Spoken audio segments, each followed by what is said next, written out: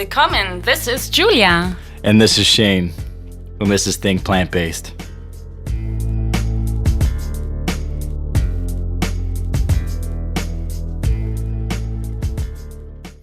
Think Plant-Based. Make sure to check out recipes, health tips, travel tips at www.thinkplantbased.com. And we're officially on iTunes, so please rate and write us a review on iTunes. Write us a review. Give us 2 stars, 3 stars, maybe 5 stars. Let us know. Oh, for sure, 5. Yeah, I mean, who would give us 2 stars anyways, right? But yeah, make sure to do that because that's how we get found. We are also on YouTube. Check us out and find us on Think Plant-Based. Welcome back, everyone. We have a very special guest, so close but kind of far, I guess. Close but far, Ben. All the way from North Vancouver. Welcome, Ben. Ben Hagerty. How's it going this morning? Hello, everyone. It's a pleasure being here. Thank you. And I'm pleased to be here on the ancestral homeland of the Coast Salish people, which include the Musqueam, Squamish, and Tsleil-Waututh communities. And it's going well, thanks. Yeah, I'm in North Vancouver. I live on the mountain there, so anytime anyone from Vancouver looks up, my house is somewhere up on that mountain. We can see you just right there in the window. Yeah, waving up from the summit. There you are. Yeah, I see you. Yeah, so tell the listeners a little bit more about yourself and how it all began. Yeah, how it all got into your plant-based lifestyle there. Sure. Lifestyle. So no problem. I'll start from the beginning and kind of go quickly and then kind of slow down when we get to the good stuff.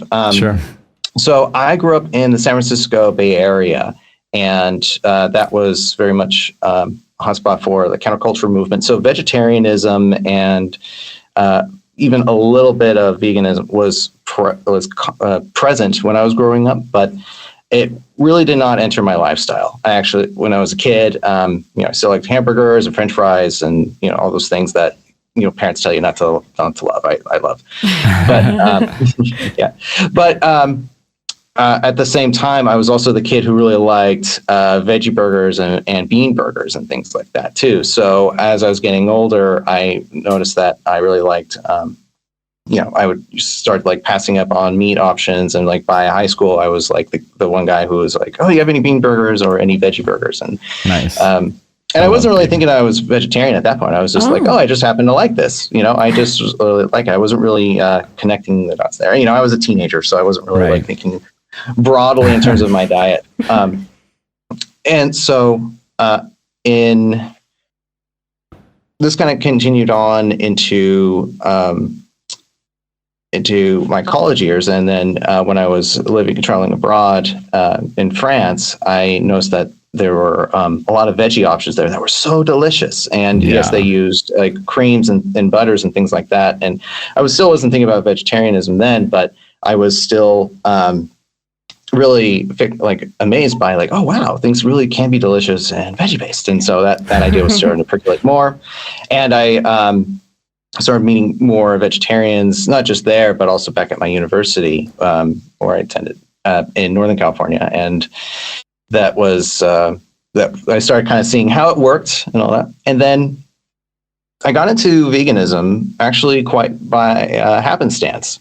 There was 1 week in, there was 1 week in 2015 where my wife and I had just by happenstance, like I said, but we had not eaten any meat for the entire week. And at the end of that week, we realized that and then looked at each other and we're like, hey, I'm feeling pretty good. Are you feeling pretty good? Like, we haven't had any meat, but we don't feel like we're like sleepy or deficient in anything. You need your protein. I know. You're falling apart. Yeah, Brie, where is our protein? How could this be? And so she asked me the same thing. It's like, I feel great too. How about you? So that's when we kind of thought, maybe there's something to it. Yeah, maybe there's something onto this. So nice. Exactly. Yeah. So we thought like, hey, vegetarianism and veganism lent to our kind of philosophy of life. Like, we were very much people who like to be community based, and I've always had the maximum of like do the least amount of harm for the most amount of good. Like, I've always loved that kind of maximum. And as I kind of dipped my toe into veganism at that time, I thought like, okay, maybe there's something to it. And also I feel really good doing it. So we started in 2015 gradually weaning ourselves off of animal products just to see how much we liked it. So we first started by eliminating white meat, and then over a few weeks that year, we eliminated red meat, and then we eliminated fish, and then kind of continued on. And over time, I was always expecting, like, okay, we're eventually going to crave these things, but no, neither one of us were like, oh, we absolutely have to have a steak. We just continued doing this, and as we went along, we both like to cook, and Bree's a great cook, and I'm good at following directions. Nice. But give me a cookbook and I'm inspired. But Good to go. Yeah, but it's nice. She can think of recipes off the top of her head. Oh, wow. But as we were doing that, it was also allowing us the space to think creatively and to think of and research new recipes. So, for example, if you don't use egg, what can you use? And so we found like chia seeds were a great emulsifier and the ingredient for replacing that. And just that kind of went on and on, so that by 2016 and then going into early 2017, we were, I think for exceptions of still figuring a few things out, we were pretty much on the vegan lifestyle. Nice. And you guys do it together, which is always more powerful, and you guys are more consistent to sticking to it, I find. And being a good cook helps too. That too. Yeah. Yes. And I recommend that to a lot of your listeners too, is that don't ever, if you're interested in, like, if you're getting started in that journey or in that process, one, be kind to yourself, and always just think about, think of it as a journey and just kind of take it gradually. You don't want it, if you go cold turkey, it's going to feel jarring and scary. But if you are patient, but if you're patient and your time and your resources and emotions allow it, just take your time and do that. And find someone who'd be friendly about it and who would be kind with you along that journey and figuring that out and kind of looking at it as a way to explore and new recipes and new lifestyle. Exactly. And how did you start your website? You have a really interesting website. Tell us more about that. Yeah. Great, thanks. So for your listeners and for you, just to recap, Bree and I co-own and co-write for a website called It's Bree and Ben, which we founded in 2019. We kind of started at least getting the content of it back in 2017. So in 2017, we just gotten married and we're thinking of what to do for our honeymoon. We had done some cost benefit analysis and found that if we did a long honeymoon on as a road trip for the year, it would actually be less expensive than paying for an apartment in Los Angeles, which we were based at the time. Oh. So, wow. and at the same time, I know. I think it's the same here in Vancouver. Yeah, I could do a lot more than paying. Yeah, I know. After living here for a while, I could definitely feel that too. I know, it was one of those instances where I was like, "Oh, this is great. That's great," but oh my gosh, you're like surprised and also happy. How expensive at the same time these cities are. Yeah.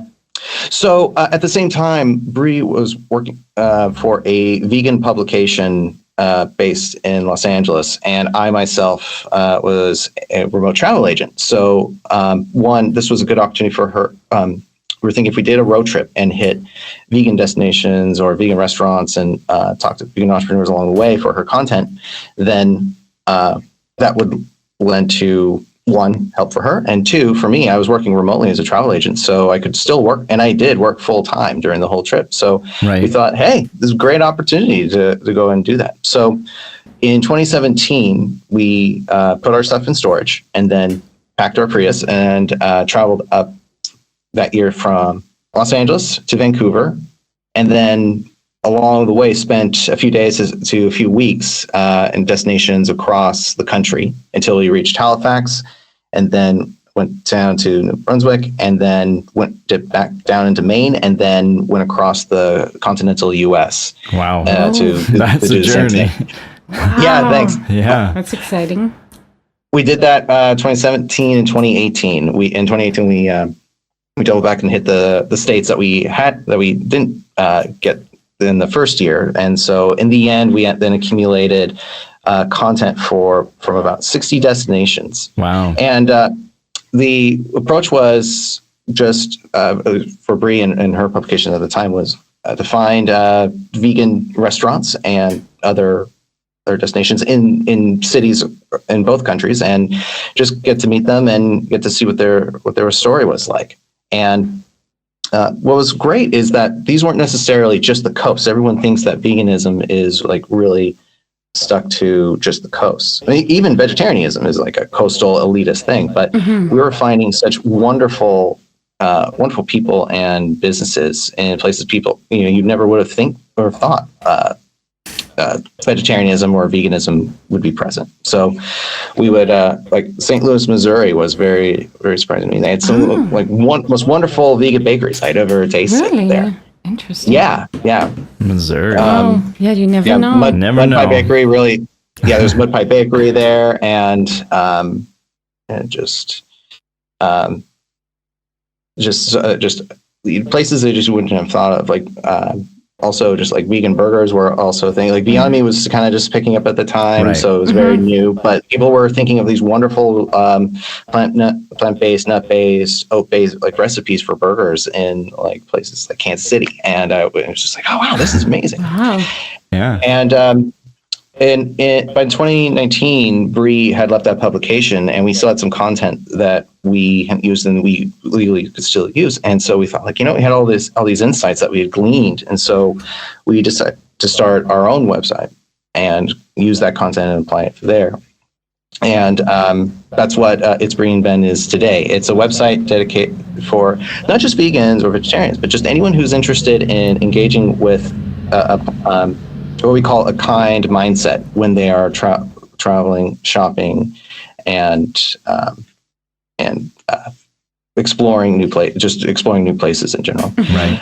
And so there are, and when I mean my kind, it's just those who say they're vegan and they want to travel to destinations they hadn't thought of before, they hadn't thought of were vegan, and they still want to maintain their lifestyle. And then there are others that are not necessarily vegan based, but just talk about being kind to oneself. Like we have a great article, I think, that's about what to do if you're an introvert on a road trip or when you're visiting a destination. And it's tips on how to conserve your energy and plan events around your energy levels and when you're going to be tired and when you're going to be energetic and things like that. Mm-hmm. And also how to be inquisitive and be, yeah, exactly. And that just came from our own experiences of being kind of like extroverted and introverted ourselves, right. And just being like, okay, when is our energy really up? When do we want to do these things? And when do we not want to do it? Let's do the research. When do we want to do this tour? Yeah. Okay, when do we not? Yeah.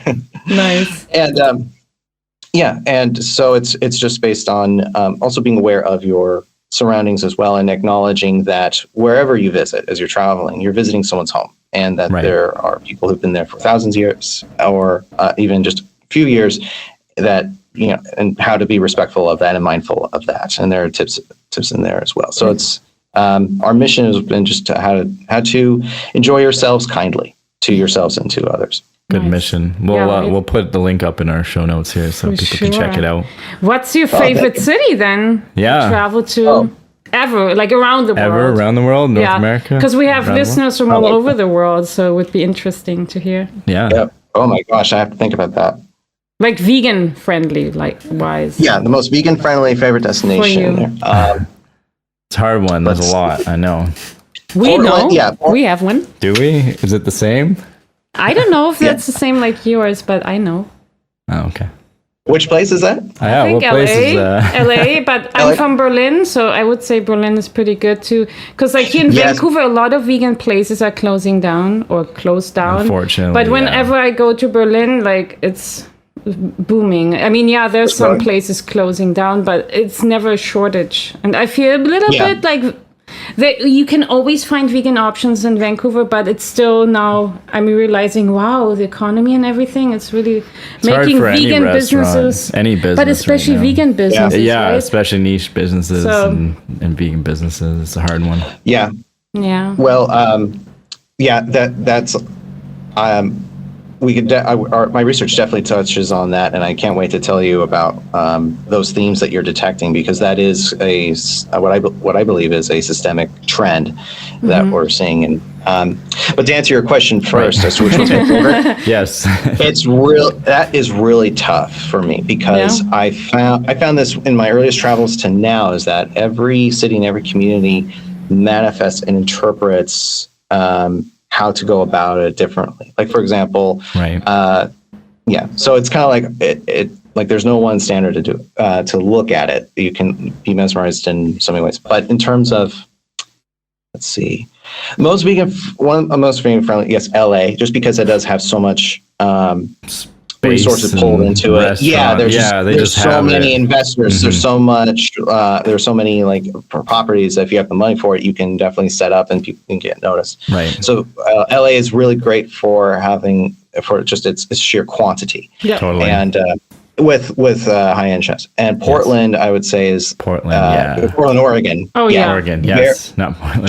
Just like that. Many innovative chefs, a lot of different spaces, but True. Like more of a sustainability outlook, like towards things, and more of like farm table aspect towards veganism. Whereas most restaurants, at least in my experience, and I'm not saying this scientifically, but in my experience, LA is looking at more like haute cuisine and like I agree. Yeah, more like fine dining. For sure.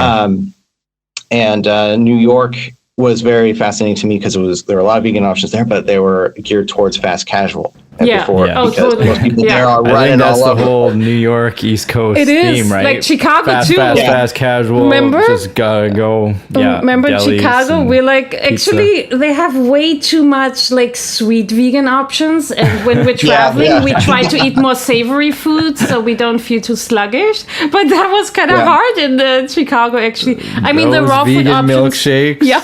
Oh my gosh, to die for. They were sweet, but they were so good. We almost had one every day, remember? Yes. Yeah. I think it was at the Chicago Diner, I think the name of the place was. Have you guys been? Chicago Diner, I think it was called. Yeah. It was a vegan place in Chicago. No, but I just want to let our listeners know, so we're updating our website. So if anyone ever has they know something's missing that ought to be there on our guides, please send us a DM or send us an email. Sounds good. Also, places have changed. Last time I was in Chicago, there was barely anything in terms of proper vegan restaurants. A lot of some veggie, but even then, that was still very, for lack of a better word, underwhelming in terms of how many options there were compared to how many animal-based options there. So that's another thing too, is that cities, I feel, are constantly changing and expanding and contracting their vegan markets for various reasons, and that's why we should always be kind of interested to check out new place. I mean, Berlin, like at first I thought like, oh no, that wouldn't be an option. But yeah, you're right. Berlin is one of the vegan hotspots of the world now, and I'm so happy to see that, and I can't wait to go. You have to. You have recommendations to send to me to add to my list. So we'll try to find some new ones. When are you planning to go? Yeah, you have any plans? Don't know. I'm hoping to be in Europe next year. Yeah.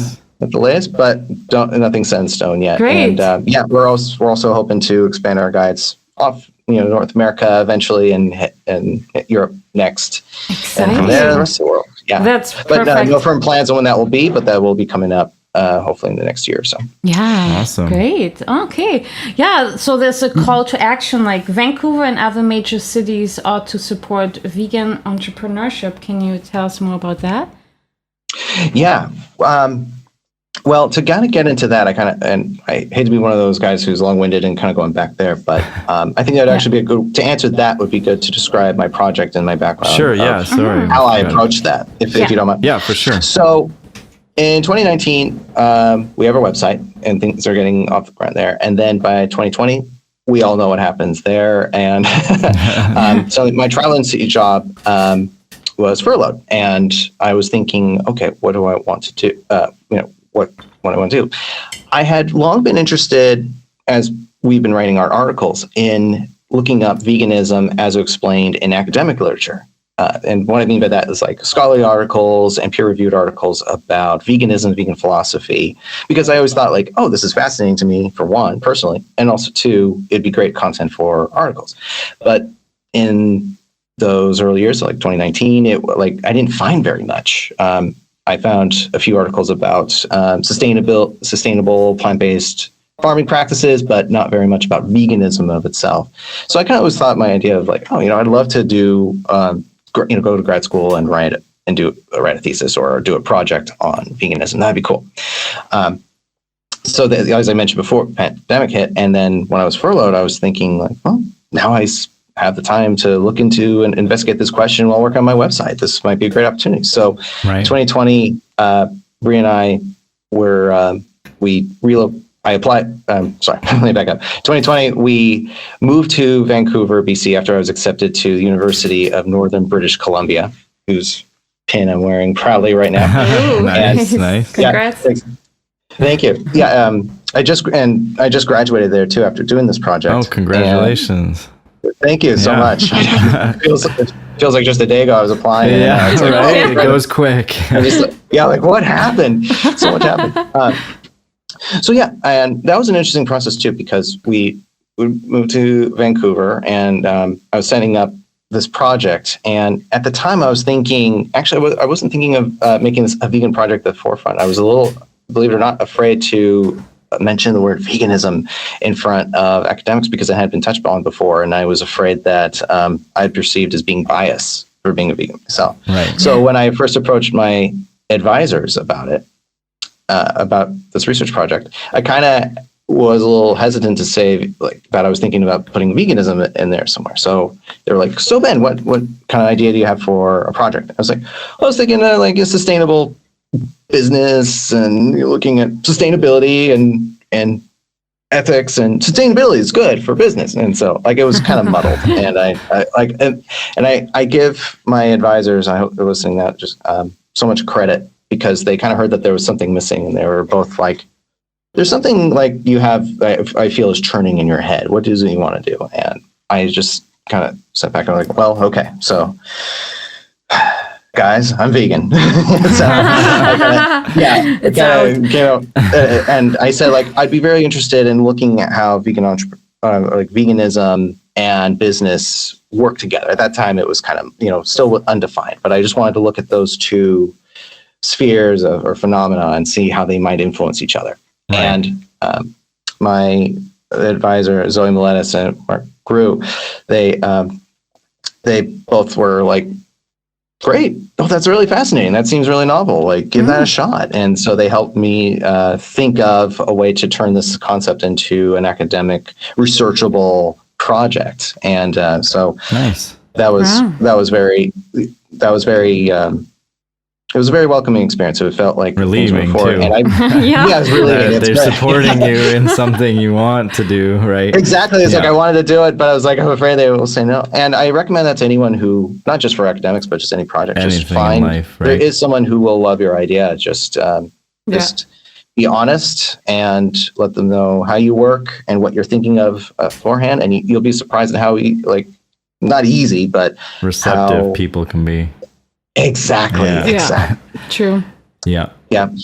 And so for between then, which was 2020, and up till now, I was developing this research project looking at which ultimately became how vegan entrepreneurs operationalize or think about the vegan philosophy in their mission statements and in their just day-to-day business. So I designed a project where I would visit vegan businesses in the Vancouver neighborhoods of Kitsilano and Mount Pleasant. And I chose those because they had a history of being very engaged with vegetarian years ago and veganism now. Yes, the NAM. The NAM. Exactly. Yes. Vegetarian, but as I write in my article about the history of veganism and vegetarianism, it had a great influence in bringing that basically plant-based and then vegan business into the area. Right. It was a great example of how it could work, and the co-ops in general. Again, I could do a whole podcast on history. It's fascinating, but vegetarianism in BC runs very deep, and it's fascinating stuff. So I do, as I was designing this project, as I was talking to these researchers, I didn't want my project to be like a typical thesis where it was going to be read by academics and then shelved away. I really wanted to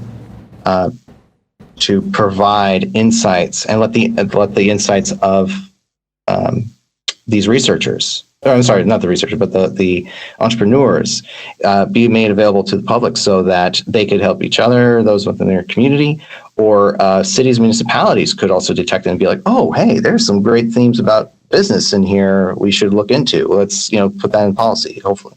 Right. So I thought, what would be a good format for that? And so instead of doing a formal thesis paper, I decided to make it into an academic blog based on the same format that I'd been writing for my website. Nice. So, and that's why you actually can read the whole project on itsbrilliantben.com under Ben's Vegan Vancouver. Okay, and we'll add that up too to make sure. Yeah, sure. Thanks. So to kind of eventually get to answering your question there. So as I was I talked to 12 vegan businesses in those neighborhoods all together, and would you like me to read off those businesses for you? Would you guys like to know who they were? Sure. Yeah. Or do you want me? Yeah, read them off. Yeah. See where we're working. Yeah. Little shout outs here. So plugs. Yeah. Some Vancouver restaurant. I hope they're still in business now. Yeah. Some unfortunately have since shuttered or have gone on hiatus. Yeah. But for reasons for that, we'll go into. Sure. So the first one was Be My Guest, which was a vegan food delivery service. The other one was Blue Heron, which is a vegan cheese company. Fairy Cakes, which was a not just a vegan bakery, but also a hypoallergenic bakery. Right. So there are no allergens within their products. Then Folk Restaurant, which was a fine dining restaurant. Kind Cafe, which was a cafe and eatery. Level 5 Bakery, which is a Canadian Asian fusion bakery. Level V. Nutty. Is that level? Oh yeah, V? level. I'm sorry, I call it level 5. Level V. Yeah, Yes. our friend runs that. That's why we're like, level 5. It can't be. Maybe the owner level V. told me I thought I missed something. it's officially level V, but the owner actually revealed that it's level 5. Sometimes 5 because like her cakes, she used to make 5-layer cakes, and so the V for veganism and V for 5 went to. I didn't even know that. And we're friends with her. We hang out. What? Good to know. Yeah. All right. Sorry, Monica, if you're listening. I know you listen to our podcast while you're doing your work in the bakery. So she didn't tell us when we had her on our podcast. It was that, did she? I don't remember. I thought that was the first time I heard that, but that's good to know. Thanks. Sorry. Continue. No, not at all. No, thanks, really. I know I do that all the time, like level 5, level V. I think it's level V officially. So there's Nutty, which is a cafe, but they all the recipes involve nut milks with nuts that we don't usually think of, like macadamias and cashews, and like those that we don't typically put into drinks. So good. Wonderful. Yeah. Then there's Cider House. The Cider House, which is not just the first cidery in that area of Vancouver, but also happens to be vegan. Right. Tintory Brows, which produces eyebrow tints for a wide range of skin tones. True Nosh, which creates Asian-inspired vegan sauces. And Plant University, which is operated by Vancouver Humane Society, which is about plant-based education and tips for living a plant-based life. And Vivus Pet Foods, which is a vegan pet food company. So they provide like dog food and dog kibble happens to be vegan. Mm-hmm. So of course, this past few years, I've been visiting these restaurants and business and other businesses, and spoke to them and got to learn their insights and hear what they had to say, what their experiences have been like. And I've found 4 key insights that they offered that I felt like were very much worthy of mentioning and useful to mention. And one of them was, as you mentioned before, the difficulty of basically the rising costs of doing business and living in Vancouver in particular.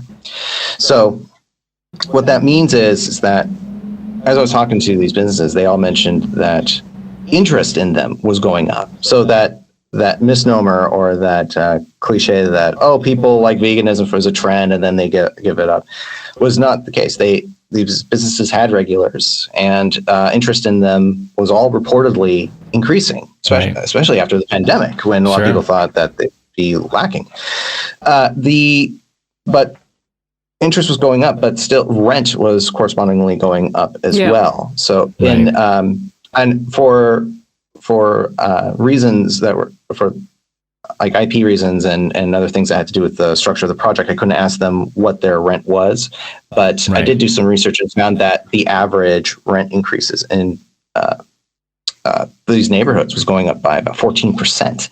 Wow! Just in the past previous 2 years. So if you think like if it's getting that expensive or going up that much, then especially in a span of just a few years, you can only imagine what their rent is going to be like. And even if you have a steady client base, or you're even attracting more customers, and your rent is still going up, you just can't keep up. Right. True. So that was one of the things that was the most concerning thing that I saw there. And in addition to this municipalities and rents going up, it was also the cost of goods, and then the basic ingredients are going up. So grains and oats and legumes and basic ingredients that they had, a lot of these businesses had relied on were increasing in price too. So when you have rent, and then your flour is going up in price, even just basic flour, nothing fancy, just basic flour. All goods and services just skyrocketed with supply and demand issues. COVID really whirlwind the economy here. Yep.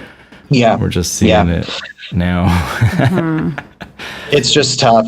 And this isn't just towards unique to the vegan experience. This is applicable to any entrepreneur. So if any of your listeners are just thinking like, "Oh, this is just a vegan problem," no, this is. I think it's an everyone problem right now.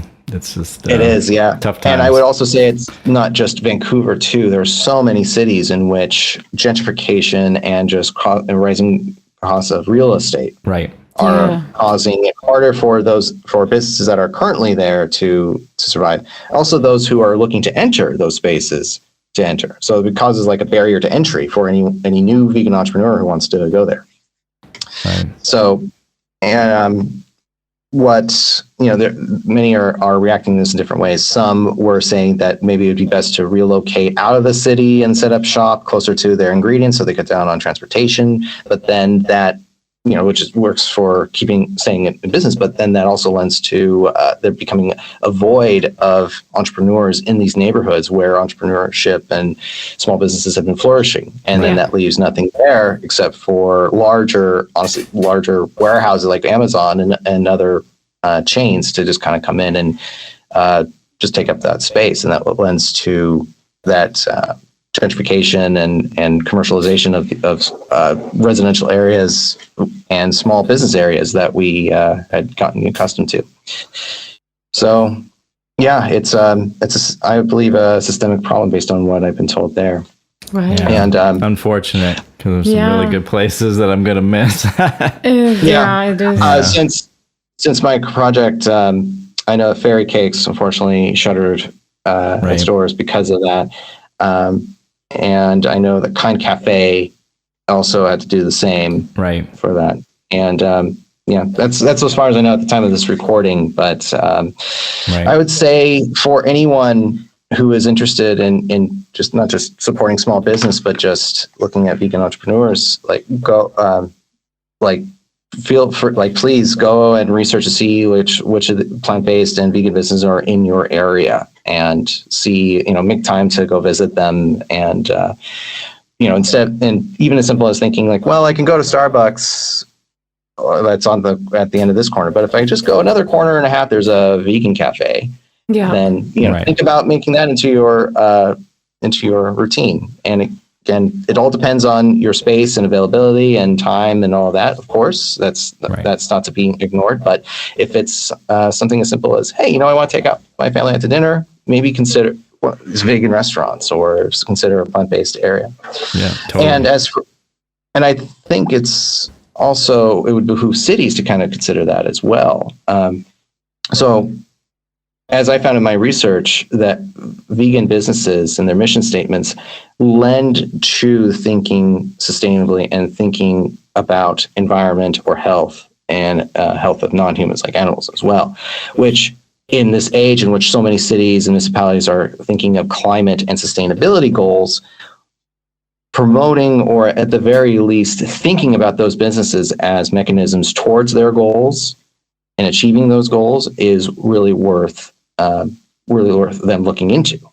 So In addition to listeners and just average consumers looking into that, I also hope consumers look into talking to their city governments and their policymakers and letting them know, like, hey, these kinds of businesses really make sense towards being a quote, green city or a sustainable city or to your climate actions, because they're thinking about these things and they're trying to be as low emission as possible. This would be wonderful for if you write to them and say, like, these are businesses we should be supporting or you should be thinking about at your next like district or council meeting or something like that. Right. Then that helps too, because that not just legitimizes these businesses and makes them at the forefront of policymakers' minds, but also normalizes them, brings them into the fold of like any other business and lets them be seen as something to support rather than just a trend that just happens to pass by. Totally. So yeah, important. I totally agree. Yeah, it's not like a keto diet or something. We're being vegan, living the vegan lifestyle, you can make a big difference. Yeah. Well, I would say, the keto is an interesting one. Like, I would say that is... Might well, be people ask me that. We're not a big another fan podcast of it, so. to talk about keto. Exactly. Yeah, sure. Thank you for stopping. I will start philosophizing right there. Totally. I'm glad you're here. But no, just such important points you mentioned. I mean, there's such common sense, right? That's how I would think, how I approach. But it's such a great reminder, and even for listeners that didn't think about it, and we really appreciate that you're sharing that with us. Mm-hmm. Yeah. Thank you. Yeah, it's I've always looked at veganism since I became veganist, and this continues to develop, but it's a holistic philosophy. It's one that, when it gets down to it, veganism is a philosophy that guides us to do the least amount of harm for the most amount of good. Yeah. Right. And we can see that when it's in some cultural practices, and it can be seen in business practices and even some politics in some instances there too. So it can be very useful towards a whole bunch of things. And I just hope, if anything, I hope my research reveals, one, that's a possibility, and two, people recognize these entrepreneurs, not just in my research, but as any vegan entrepreneur, as those who are really trying to do that good and that really have some wonderful ideas, novel ideas, and not just how to be kind to our planet while doing good business, but also how to make great products that we all enjoy. Yeah, as well. exactly. Yeah. Tasty products. Yeah, exactly. Exactly. Yeah. Well, we appreciate your time this thanks morning so and telling much. us about your project and your journey there. And maybe we'll see you around Vancouver one of these days, and I don't know, potluck or a vegan restaurant that we're supporting. Yeah, I'd be delighted to. Thank you. Yeah, and you're on social media as well? Like we're going to post on our show notes. Yeah. Yeah, you'll see in the show notes, but just, here, we're on Instagram at It's Bree and Ben, and also on Facebook at facebook.com. It's Bree and Ben. Yeah. And also I'm open to collaborations and new projects with anyone. So if anyone would like to work with me to explore anything having to do with these themes that we talked about or something adjacent to it, I'd be delighted. Just feel free to send me a DM on Instagram or on Facebook, or send us an email at contact@itsbreeandben.com. Great. That's great. Well, thanks again for being on our show. It was a delight, and thanks for what you're doing, and your wife as well. You guys are amazing. Yeah. Thank you so much. It was a privilege being here, and take care, and I look forward to the next episode. Sounds You good. too. Take care. Bye. Ciao. Bye. Ciao. Ciao.